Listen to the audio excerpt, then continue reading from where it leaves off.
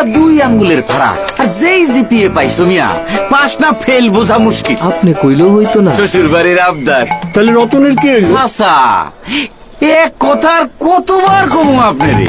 আরে রতনের চাকরি তো রেডি, খালি টেকাটা দিলেই কাজ কমপ্লিট। চাচা টেনশন নিয়েন না, চাকরি না হলে তো টাকা ফেরত, মানি ব্যাক গ্যারান্টি। বদরুলের এক জবা। এক জবান। আরে করো কি তোমরা জানো না সেনাবাহিনীতে অর্থের বিনিময়ে ভর্তির কোনো সুযোগ নাই। এইভাবে অর্থের বিনিময়ে কোনোদিন চাকরি হবে না, হওয়ার পরে জানা গেলেও চাকরি চলে যাবে। কিন্তু বদরুল যে কয় মানি ব্যাক গ্যারান্টি। আব্বা আপনারা আগেও বলছি, ধরেন এলাকা থেকে 4 জনকে সেনাবাহিনীতে পরীক্ষার জন্য ডাকা হইলো, এর মধ্যে কারো না কারো চাকরি তো হবেই। যার হবে না তার টাকা ফেরত হয়ে গেল মানি ব্যাক গ্যারান্টি। বদরুল সেনাবাহিনীতে অর্থের বিনিময়ে যোগদানের কোনো সুযোগ নেই।